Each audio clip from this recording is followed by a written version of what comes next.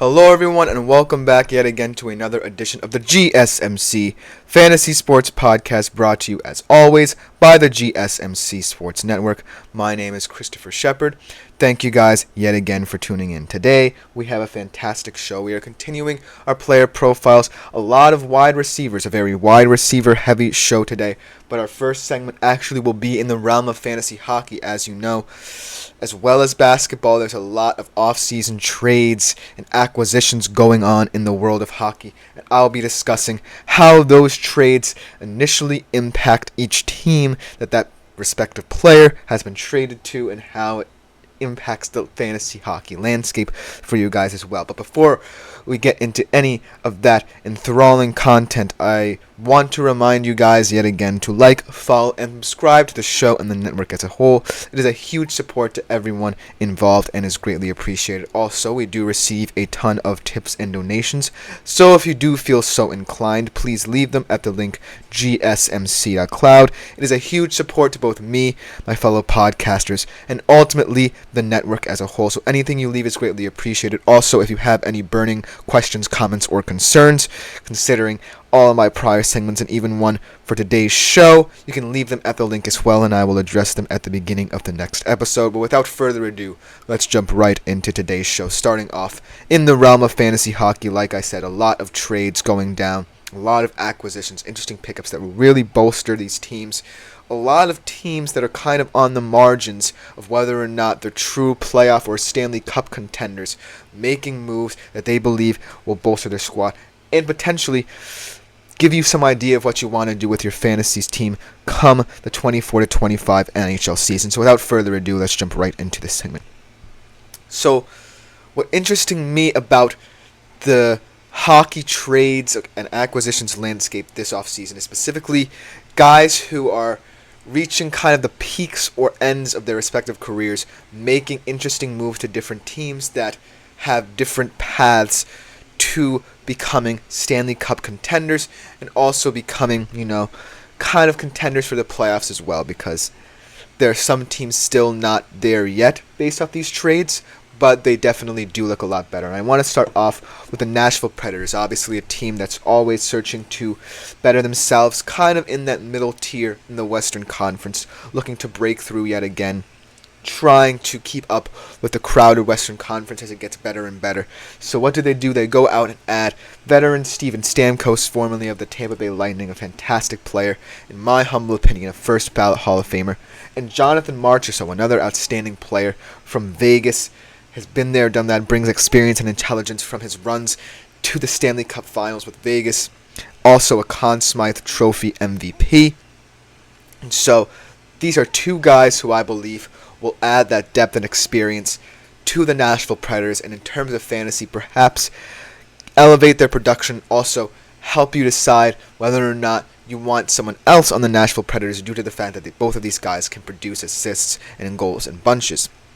It also calls into question what Andrew Brunette, the coach of the Nashville Predators, is going to do with the rest of his lineup. You have guys like Philip Forsberg, Ryan O'Reilly, Gustav Nyquist, outstanding players at every level of this team.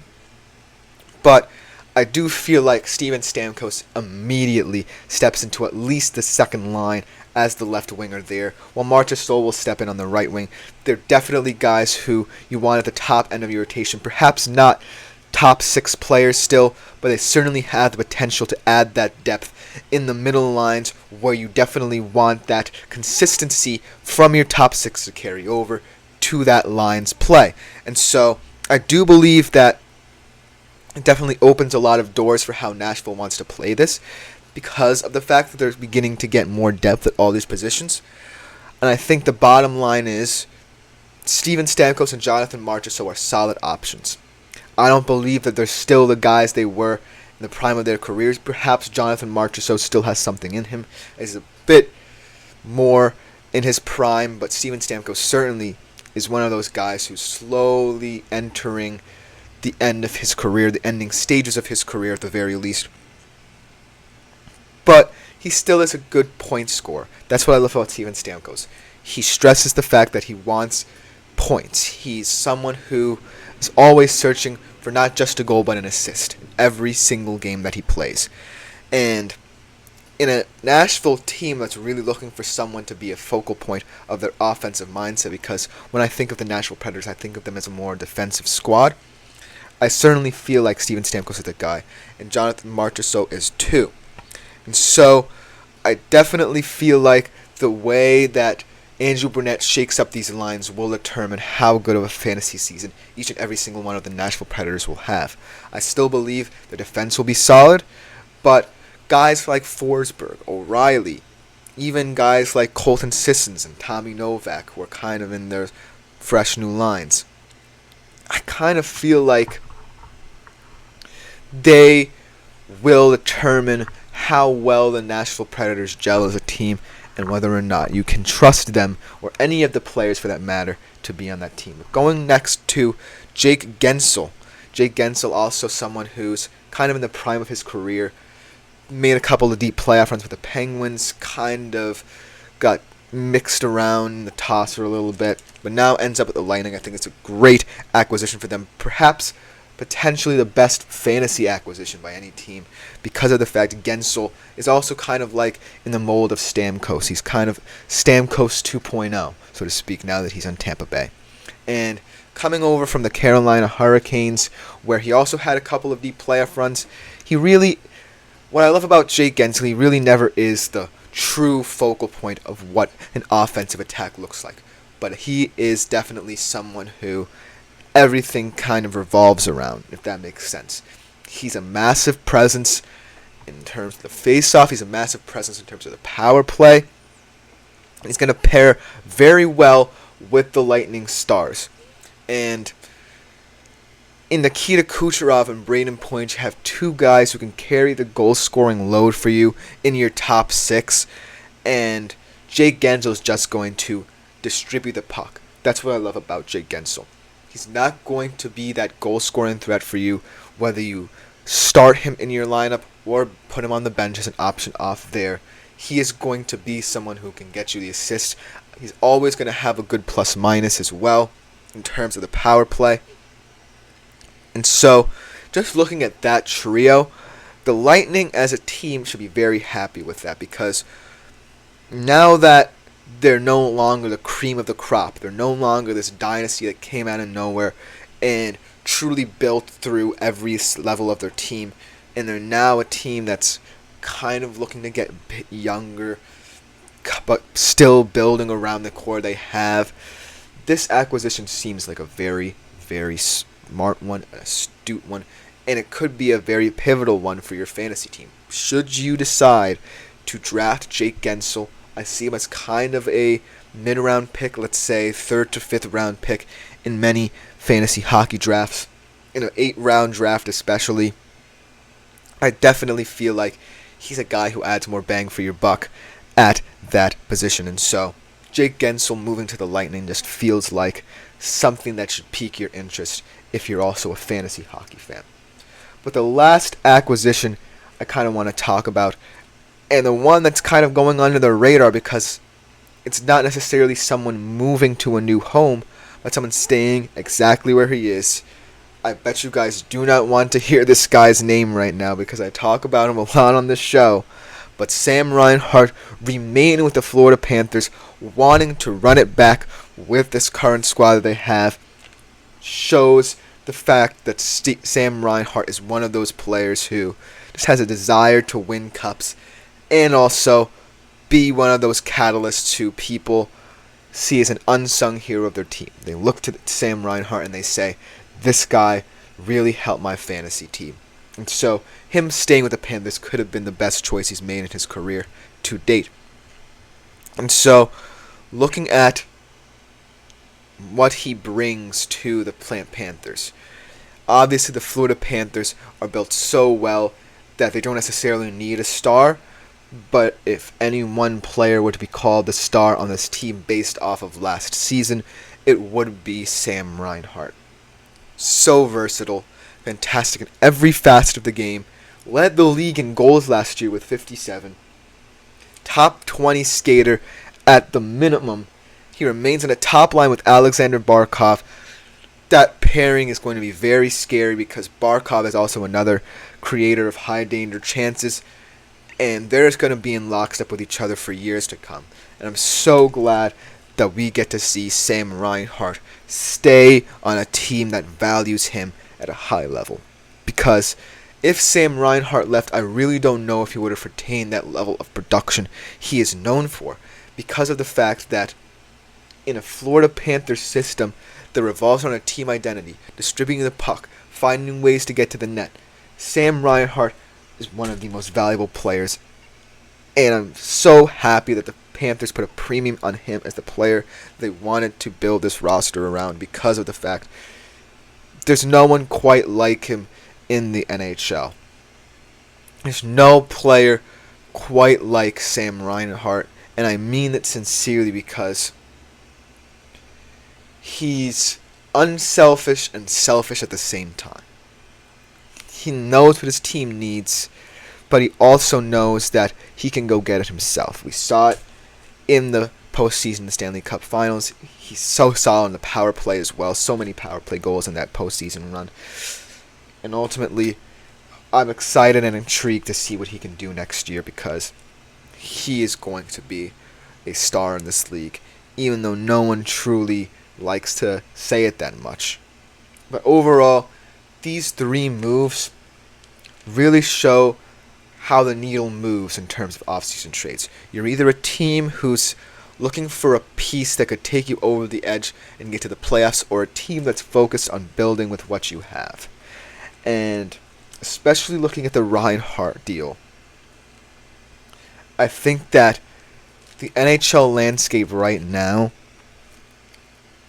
is more built around team identity than everything. You still have generational superstars, but I feel like you want to find the next guy that can really propel you. In order to do that, you have to kind of look at different pathways to do that, and Stamkos and Gensel trades certainly feel like that. But overall, these three things that happened in the offseason in fantasy hockey terms are major, and I just wanted to present them to you guys. But that will just about do it for this segment. Coming next, we start our wide receiver player profiles for the day, starting off with a guy who is the picture of consistency in terms of the wide receiver position. Tune in to find out who that is after the break on the GSMC Fantasy Sports Podcast.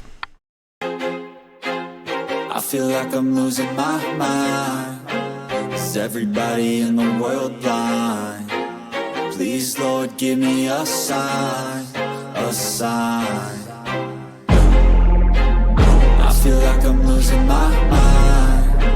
Is everybody in the world blind? Please, Lord, give me a sign, a sign. I wanna be the greatest. Everybody on the fake shit. I look around and feel like everybody is the fakest. I make this every day and I'm impatient, hoping one day I blow up from the basement. Statement, the top is so vacant. I don't hear shit that I think is amazing. Waiting for my day when I'm playing sold out shows for 1,000 faces. Hey, give me that crown, get in my way and to be put down. It ain't your place, all this my town. If I want that shit, then I'll get it right now.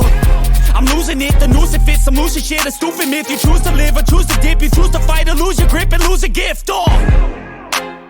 I feel like I'm losing my mind. Is everybody in the world blind? Please, Lord, give me a sign, a sign.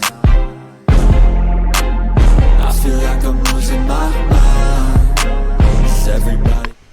Hello everyone, and welcome back yet again to the GSMC Fantasy Sports Podcast. I hope you liked our only fantasy hockey segment of the day, but now we are going to transition to the player profiles. But before we do, I want to remind you guys yet again that if you do feel so inclined, please consider leaving a tip or donation at the link gsmc.cloud. It is a huge support to both me, my fellow podcasters, and ultimately the network as a whole, so anything you leave is greatly appreciated. But let's stay on this screen and head into our next segment, our first wide receiver player profile of the day. And it is a guy who many fantasy players really love just because, like I said before, he's the picture of consistency. His records will stand the test of time, 10 consecutive 1,000-yard seasons. When all is said and done, this guy, in my humble opinion at the very least, is a first ballot Hall of Famer down there in Tampa Bay. We are, of course, talking about the great Mike Evans. Now, The thing I love about Mike Evans is not just his consistency, but his ability to elevate any quarterback or receiver room. What he did with Baker Mayfield last year in a situation where Baker was really trying to find his footing with one specific team and not try and bounce around the NFL like every other journeyman quarterback is truly incredible to watch, because that tandem truly became very special, because it cemented the fact that Mike Evans isn't going anywhere anytime soon, no matter how much he ages, no matter where he might wind up if his contract winds down. He's always going to be a superstar in this league. And I'm going to have a lot of troubles finding caveats to break down here. Without further ado, let's jump right into why Mike Evans is such a pivotal player in fantasy terms. Throughout his career, he's accumulated 1,743 fantasy points. His best total was actually in 2016 with 298.1 points. Actually, 208. My confusion there. He was the wide receiver 4 last year. He averaged 14.4 points per game in terms of PPR leagues. He was a wide receiver 8 in PPR there. Last year, just to prove his mettle at the wide receiver position, I looked at his stats, and they told the story completely. He had 79 catches for an impressive 1,205 yards, 15.9 yards per reception, and a whopping 13 TDs. So as you can see, he quickly became one of Baker's go-to targets, as he should be in the Tampa Bay Buccaneers system. The fantasy odds are projecting him to have another solid year, not as fantastic as years past, but still, by his lofty standards, a very incredible season, an above average season for any wide receiver of Mike Evans' caliber. 1,125 yards, 8 touchdowns for a total of 164.6 fantasy points they are projecting for Mike Evans' season next year. And so, when I look at Mike Evans, I really see no flaws with why people might have skepticism drafting him in fantasy drafts, especially in 8-round drafts or even PPR drafts, because he gets you a lot of value.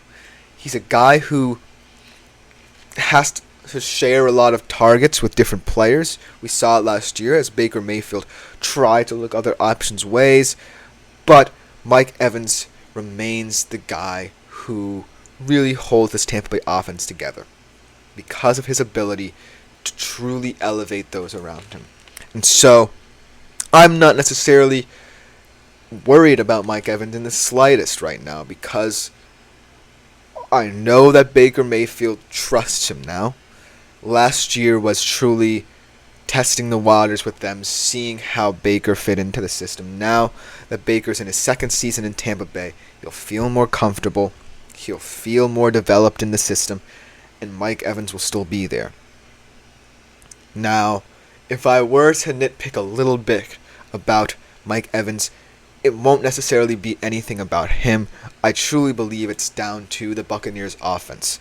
I think now that Baker Mayfield has a system, he loves play action. And when you're a quarterback who loves play action, a lot more options become available to you.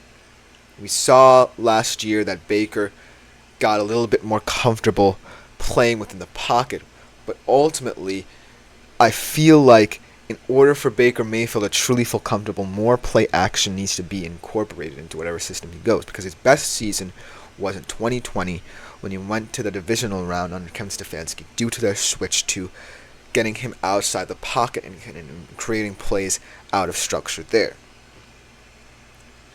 The way that this affects Mike Evans is because in terms of play action, the leading wide receiver might not be the go-to target, because of the fact that when you're in play action, the structure falls to the wayside.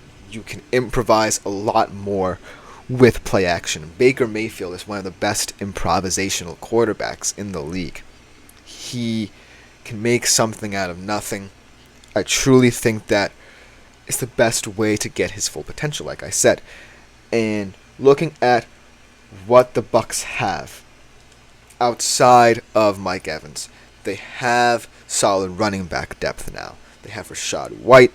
They have, a solid wide receiver core on him. Like Godwin, David Moore also got incorporated more into the system, so they have a lot of pieces to really hurt you should this offense revert to more of a style that best fits Baker Mayfield. And so, yes, Mike Evans will still be a prominent figure in the Tampa Bay Buccaneers offense, but at what cost is the question, because let's say you're in a PPR league and you're in the second or third round of your draft and you're looking at guys at the top end of the market. You're looking at guys like Tyreek Hill. You're looking at guys like Stephon Diggs, who we're going to talk about a little bit later. You're looking at newer guys, maybe like a Puka Nacua, who we'll also talk about later, or a Nico Collins, who I talked about before. And you want a guy who you know is going to be solidified in how much target share he's going to get, because that's very important in terms of PPR, because no target share means no volume of targets, and no targets means no receptions, and so on and so forth. If you're banking on what I'm saying in terms of the Bucs potentially switching to a more play-action oriented offense, a lot more RPOs as well, then I think that's where you may have some skepticism in choosing Mike Evans as potentially your wide receiver 1 or 2. However, always remember that there's been no receiver to have done what Mike Evans has done. And it's also with a myriad number of quarterbacks. He didn't just do it with Tom Brady. He didn't do it with, really solid receiving cores all the time. You remember Jameis Winston was throwing him the ball early on in his career. And so it's truly a testament that a wide receiver can be talked about so highly, mainly due for his proficiency on and off the field as an emotional leader. But that's what he is. And Mike Evans, when all is said and done, is going to look back at his career and say that's one of the best in NFL history. And whether or not this season can prove that point, whether or not, the Tampa Bay Bucs are looking towards new horizons, I don't necessarily think will taint his reputation. But for talking about the 24 to 25 season, I just think the wide receiver market right now is so scatterbrained, because on the one hand, you have reliable receivers you want to draft, but on the other hand, you have guys who you're kind of testing the waters on. You have guys who are still young, who you don't know whether or not they'll pan out. You have mid-level wide receiver 2s who could potentially have big seasons. And there are also more positions that are going to be placed in a premium as well. It's not just the wide receiver market. It's going to be running backs. It's going to be tight ends. And so where Mike Evans falls into all of this truly is going to be an enigma in the coming months, because when I look at him, I see no reason as why he'll slip to, say, the 4th or 5th round. I think he's a solid 3rd to 4th round option at the wide receiver position in 8-round drafts. Now, there are other receivers who, while similar to Mike Evans, definitely don't have the intelligence of Mike Evans. And here's what I mean by that. When I say Mike Evans elevates those around him, I'm not just meaning the players on the field, the players on the offense.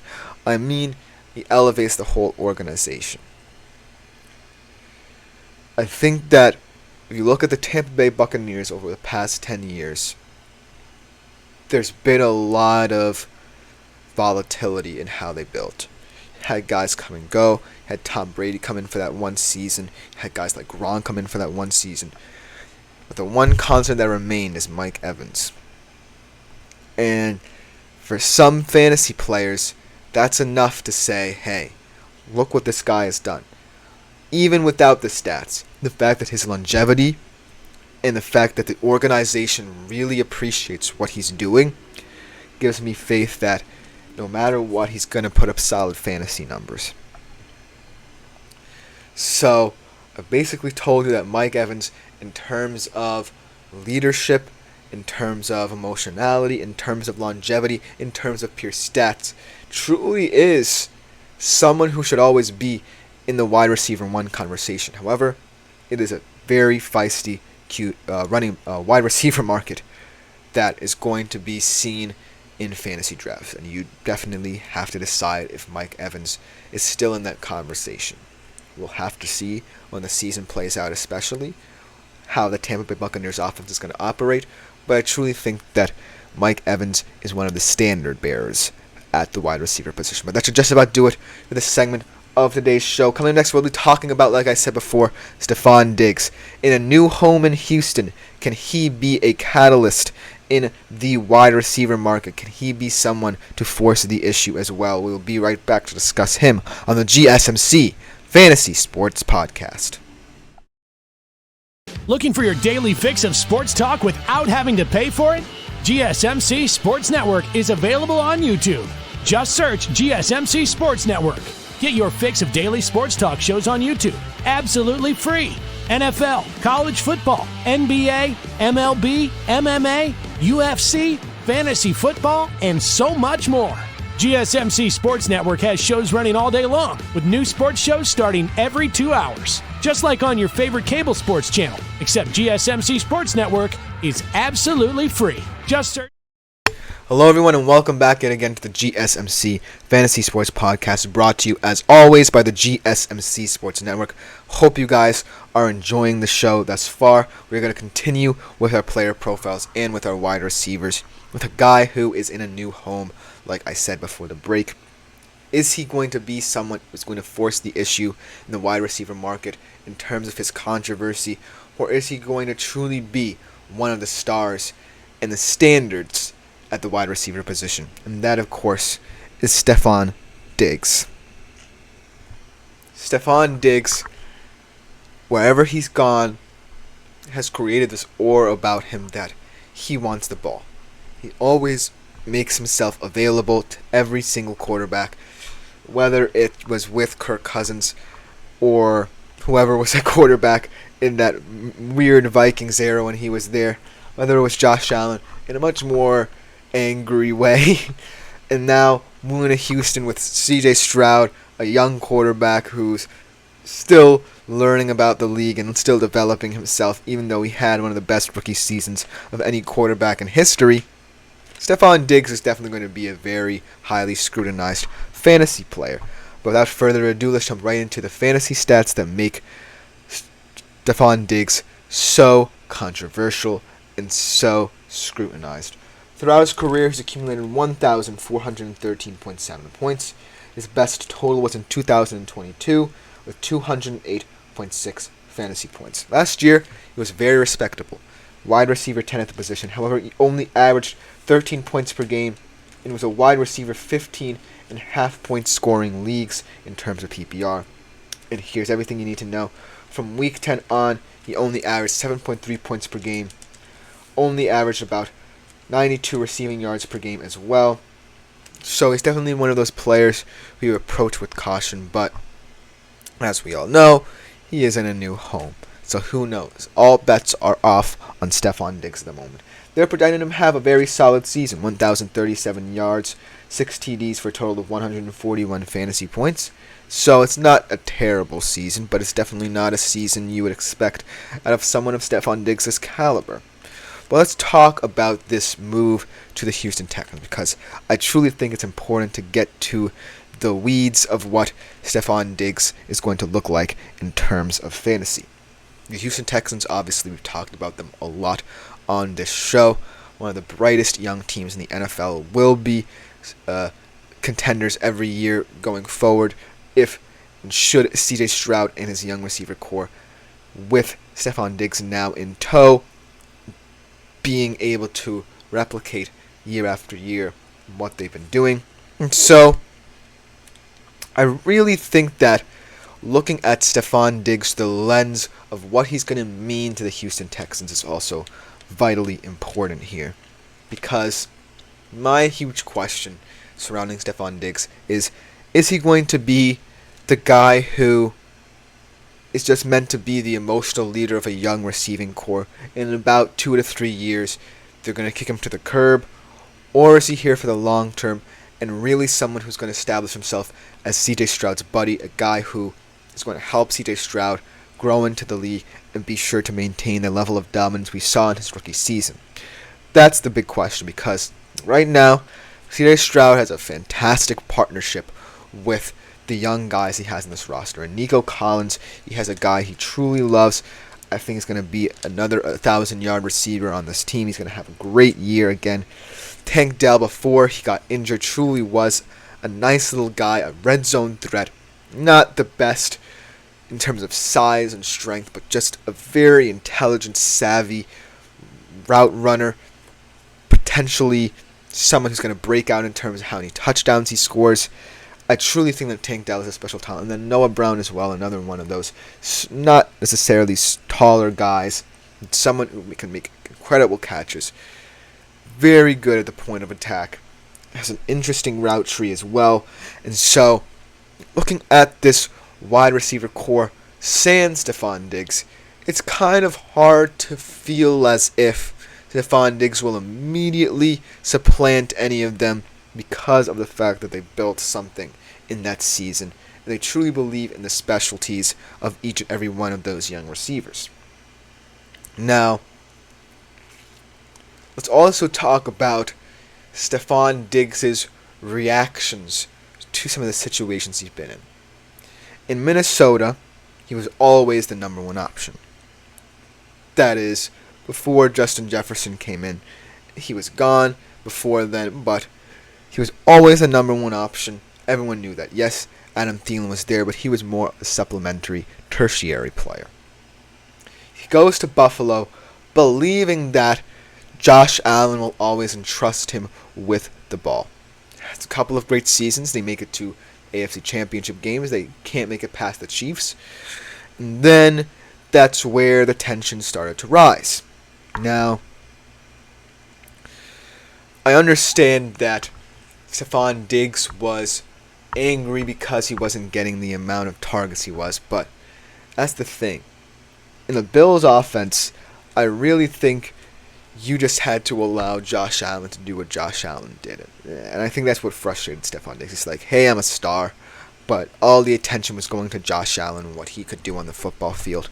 And he kind of fell by the wayside. And especially came to the forefront when, in order to win games to even make the playoffs last year, the Bills moved much more to a smash-mouth attack, where you saw Josh Allen throwing very short passes behind the line of scrimmage to James Cook, and just allowing James Cook to produce all the offensive numbers. And so that's why I feel like Stefon Diggs grew frustrated, and thus he's moving to Houston. I really think that this move could be one of the more underrated moves of the offseason, just for how it looks on paper for a younger quarterback. However, Stefon Diggs can be a liability. And I'm treading on this lightly because I truly respect Stefon Diggs for what he's done throughout his career. He truly established himself as a very savvy route runner, a very intelligent football player. But at this moment in his career, and I'm looking at the wide receiver room he's stepping into, I'm not sure if he can be the leader that the Houston Texans truly think he is. I'm really concerned about, the way he's going to approach stepping into that locker room, introducing himself, making it known that he wants to be the guy for the Houston Texans, while they've already established an identity based off of last season. I truly believe that the way he's going to perform in fantasy is going to come down to how D'Amico Ryans handles his volatility and his personality. Because if he lets it get out of hand, This could be a disastrous season for Houston. This could be a very regressive season for CJ Stroud, for all involved. But if Stephon Diggs is willing to adapt to what DeMeco Ryans preaches, to what the Houston Texans organization is becoming, then I can see a path forward where Stephon Diggs is not necessarily a wide receiver 1, but someone who's a high-end wide receiver 2 and can really help this unit. And B, being a leader that actually makes the Houston Texans an even more intriguing fantasy option for years to come. Because what Stephon Diggs moving to Houston means is that a lot more targets are going to be availed to these players because of the fact CJ Stroud is now incorporating a star receiver. And so, while the question will certainly be about, well, who gets the most targets out of Diggs and Collins, as they're the two best receivers on this team right now, I truly believe that each and every one of these 4 receivers in their own special way can be fantastic fantasy assets. And that's kind of what I really like about the Houston Texans as a team. Yes, I know we're talking about Stephon Diggs on the whole here, but I think it's the move that really matters in terms of dissecting what Stephon Diggs brings to the plate in fantasy. The move itself resembles a decision by Stephon Diggs to say, hey, I've had a good career thus far. Buffalo was a frustrating period in it. And now I'm going to move to a team that is truly building something here. And I'm kind of giving myself up. And for him to realize that, who knows what his fantasy season will be like next year. But for him to realize that and thus create more opportunities for a young, hungry squad, that kind of makes him very appealing. He may not be the wide receiver 1 you expect him to be, but Stephon Diggs has opened up pathways for everyone on that team. And that should excite you, to say the least. But that will just about do it for this segment of today's show. Coming next, we talk about a younger wide receiver, one of those rookie up-and-comers in his sophomore season. Let's see if he can replicate what he did last year with the receiver he kind of replaced before everything happened for him. Tune in to find out who that is. We'll be right back on the GSMC Fantasy Sports Podcast.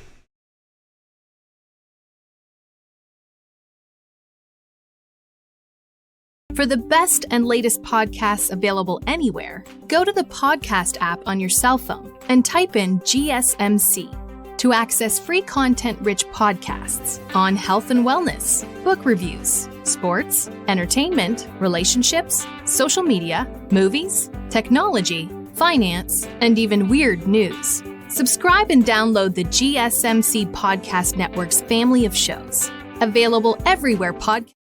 Hello everyone and welcome back to the GSMC Fantasy Sports Podcast, brought to you as always by the GSMC Sports Network. We are in the home stretch of today's show, and these last 2 segments really show the dichotomy of the wide receiver market and how it's going to look as years progress. We're going to transition from Stephon Diggs to a guy who is a younger receiver, kind of an up-and-comer, who has a lot of potential to be one of the better fantasy wide receivers for years to come, especially in the next 5 to 10 years. And I really love his ability to just be a wide receiver. I know it sounds cliche, but his ability to just be a wide receiver, make himself available, truly can elevate his traits as a fantasy prospect. And that player is, of course, Puka Nacua. Let's transition here. Puka Nacua had one of the best rookie wide receiver seasons last year, and truly a testament to what I believe to be one of the more unusual prospects to look at last year. Because remembering Puka Nacua in the draft, he was a 5th round draft pick out of BYU that the Rams truly took a flyer on. No one truly expected him to step into a starting role this early in his career. But what I love about Puka Nacua is that when you look at different wide receivers around the league, even some of the guys who I've mentioned today, you can point to one or two traits that make them special. Whether it be their route running, their ability to make contested catches, their aggressive point of attack, their height, their strength. There's usually one specific trait that you can point out in a wide receiver that makes him stand out. With Puka Nacua, there really isn't any. He's just a guy who gets open. There's nothing special about the way he does it. He just gets to a spot and catches the football, and good things happen. And so, he kind of reminds me of like that kid in recess who just like waves for the ball all the time because no one knows how to cover him. And so, it's just an exciting prospect to think about what Puka Nacua can be as a young receiver who really came out of the woodwork. And so without further ado, let's jump right into what made his rookie season so memorable. 193.5 fantasy points in his rookie season. He was the wide receiver 6 in fantasy points per game. He set rookie records in receptions and receiving yards. He actually, after Cooper Kupp came back, which we'll talk about a little bit later in the segment, he led the duo in target share, air yard share, yards per route run, and fantasy points per game. And so it's testament to the fact that even when the pressure was on him to continue delivering as Cooper Kupp was recuperating from injury and getting integrated into the offense yet again, it truly was a testament to his ability to continue to carry that offense in that time of need for them. Next season, the fantasy projections really love him yet again. They project him to have 1,344 receiving yards, only 6 touchdowns, for a total of 181.7 fantasy points. So a little bit of production in terms of touchdowns. It recedes a little bit, but he still maintains that production you would love to see in a fantasy prospect. But let's talk about why Puka Nacua is going to be someone who is either a boom or a bust. It's kind of weird to think that Puka Nacua still hasn't solidified himself as the wide receiver 1 for the Los Angeles Rams, but it's a true story. I think that when all is said and done, Matthew Stafford really relies on Cooper Kupp a lot more. And I know that it's going to be weird to think that Puka is going to see a lot less targets and target share, but I think it could be the case because when Matthew Stafford came to LA, he immediately developed that rapport with Cooper Kupp. I think that the Rams realized that they needed a quarterback who they could rely upon to get the ball to Cooper Kupp in every situation because of his abilities as a wide receiver. And in many ways, both Cooper Kupp and Nacua are very similar to each other. Cooper Kupp really doesn't have one specific trait that stands out in terms of what you look for in a dominant wide receiver. He's also someone who just gets to his spots and gets open. That's a really puzzling way to gauge the Los Angeles Rams receivers because in that offense, a lot of emphasis is preached on availability, getting to a spot. Sean McVay really uses a lot of different ways to make lesser players have more opportunities. It's what he's known for. And so, by him trusting Puka Nacua with as many targets as he did, it really showed that he loves players of that profile. But the reason why I think Nacua is going to suffer next year a little bit is because there are only so many plays you can run to get one receiver open. Think about how challenging it might be to find different ways to get both of them open, and furthermore to keep both of them satisfied, and furthermore to make sure your offense is doing exactly what it wants to do. And so the reason why people might be put off by Nakua may lay in the Rams' offense as a whole. Because when I see the Rams' offense operate, I see a lot of concern with getting things down, getting the motions right, getting to your spots. And it's a very developmental process that involves a lot of different pieces. You have the running backs, maybe going fake jet sweep or something of that nature. You have wide receivers running different routes.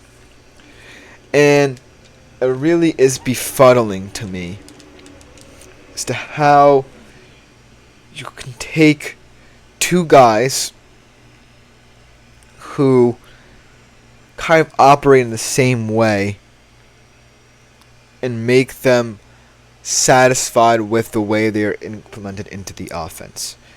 In a way, to kind of give you a comparison to a different sport, they kind of remind me of England right now, except they're not as stagnant.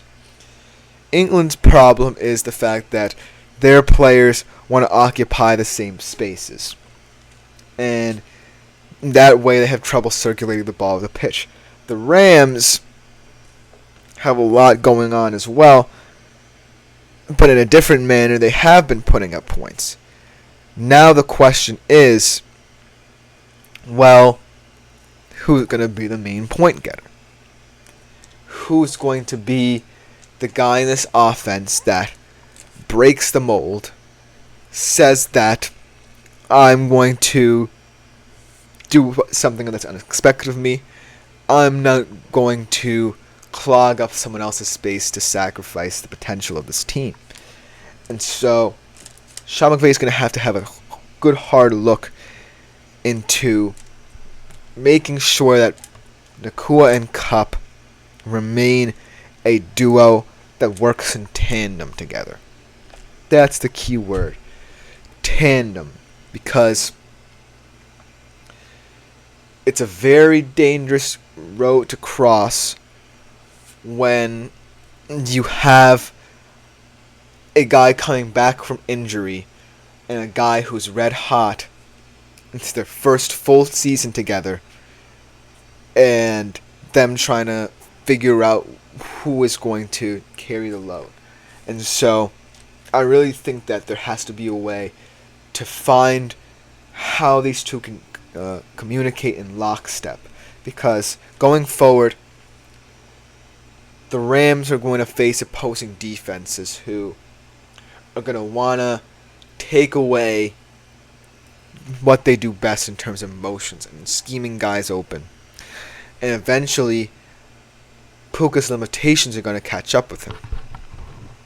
Eventually, perhaps Cooper Kupp might still be feeling injury. He might even get injured again. Who knows? And so, it's all going to come down to, in terms of fantasy, who is the guy that breaks the mold? Who is the guy who steps out of the box and says, hey, we're doing this, but I think we can even do this to make it even more creative and make our offense even more versatile. And so, I don't know who it's going to be at this point in time, but if it's Nakua, then I'm really excited for what he's going to do next year, because, as we all know, a lot of players have sought for more slumps, but after exciting rookie seasons, there's a lot of expectation on them. And so, it could be Puka, and the results could bode well for fantasy players.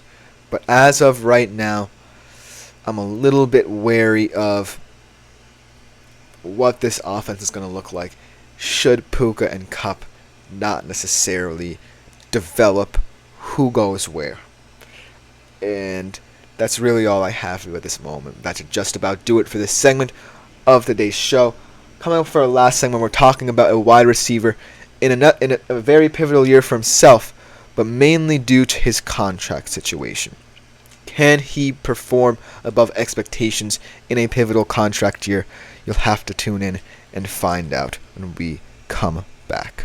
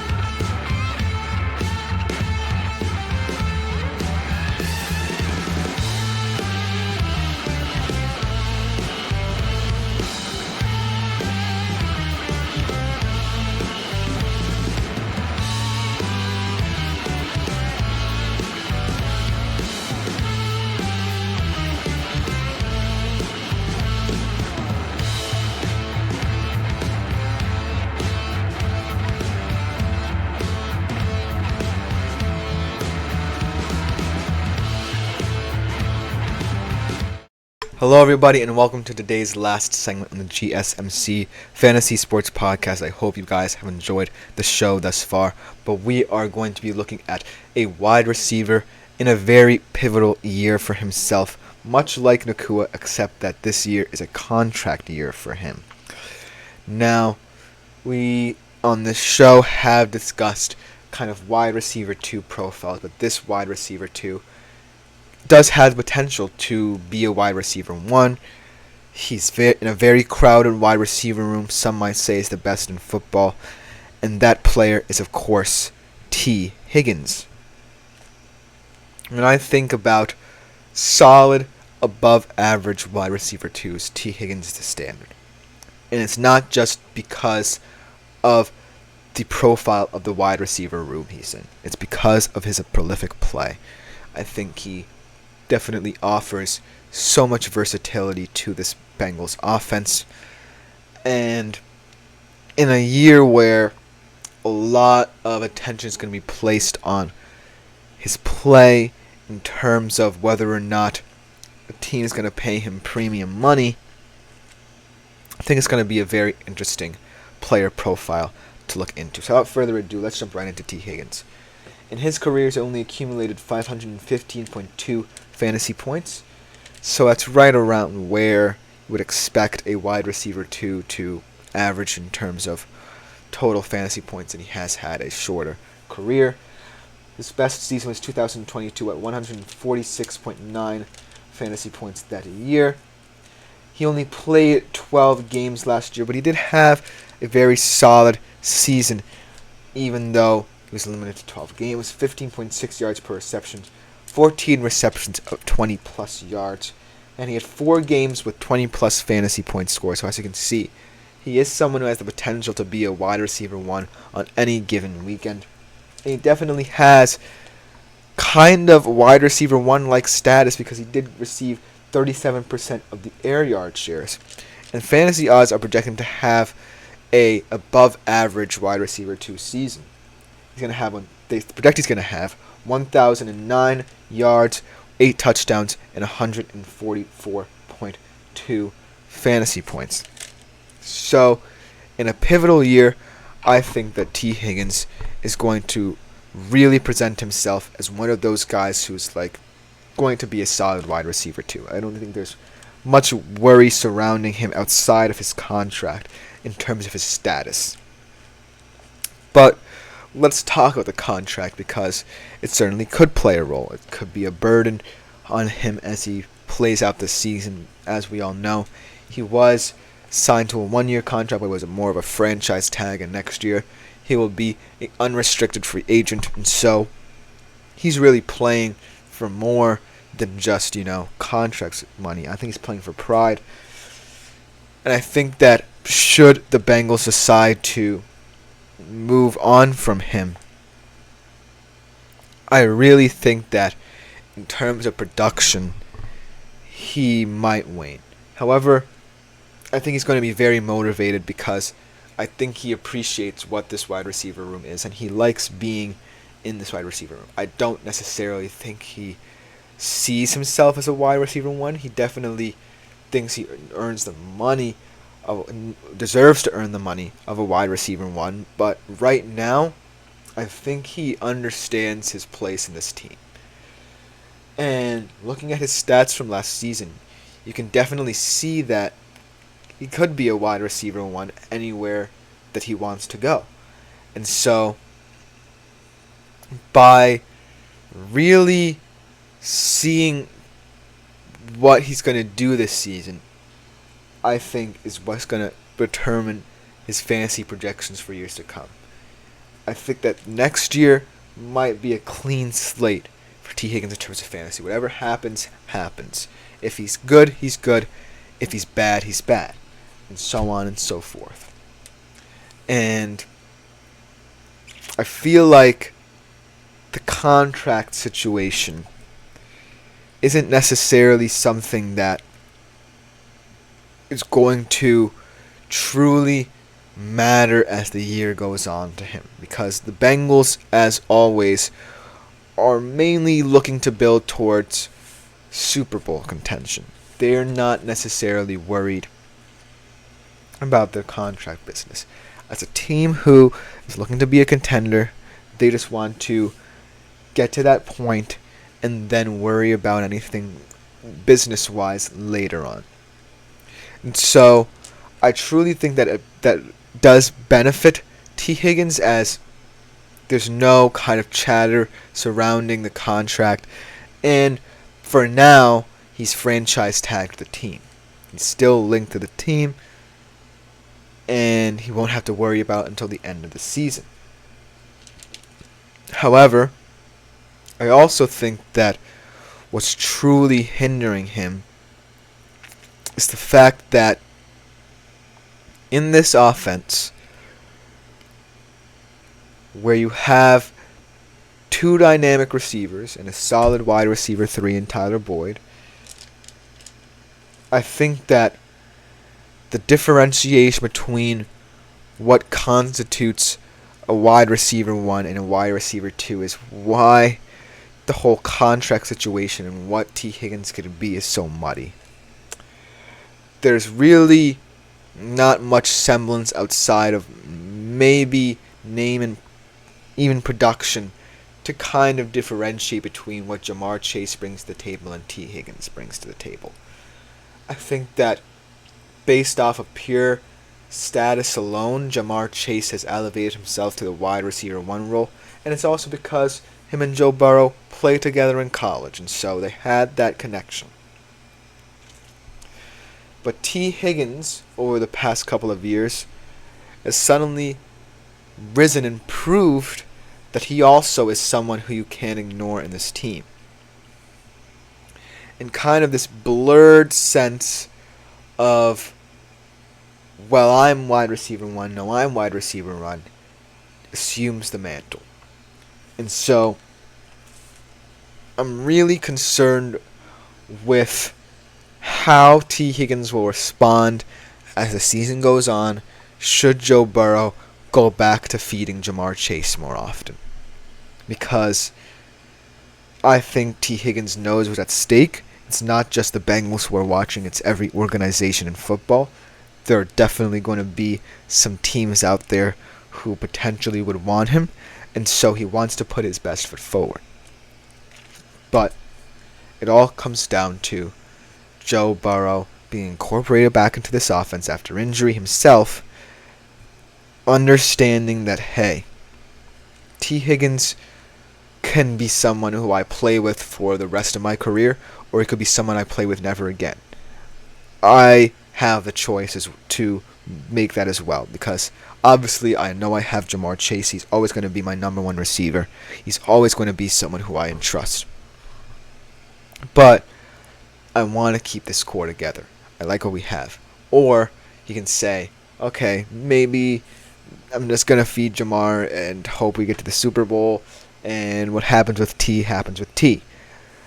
But it's very risky to kind of get into the logistics of how that's going to break out, because in terms of fantasy, T. Higgins right now, I can tell you, is a guy who I would take in the 5th to 6th round as a wide receiver too. He is going to get you about 12 to 15 points a game. He's going to be a solid fantasy prospect. But it could come at the expense of, the Bengals as a team. Because I think for now, the Bengals know what they have in Burrow and Chase and were willing to invest more money in them. But they didn't know about T. Higgins. And so, should T. Higgins have a fantastic year, they may kind of try to push aside any rumors of him leaving. And so it could create a kind of rift and tension there, and who knows. Even if T. Higgins has a fantastic season, he could leave. But right now, with so many scenarios that could devolve from the situation, I think that you can approach T. Higgins in whatever way you want to. I would say be very cautious about taking him before his value, But as of right now, I think that T. Higgins is definitely going to be an interesting commodity to look into. But that should just about do it for today's edition of the GSMC Fantasy Sports Podcast. Thank you guys yet again for tuning in. I have been Chris Shepard. Please like, follow, and subscribe to today's show and the network as a whole. Consider leaving a tip or donation at the link gsmc.cloud.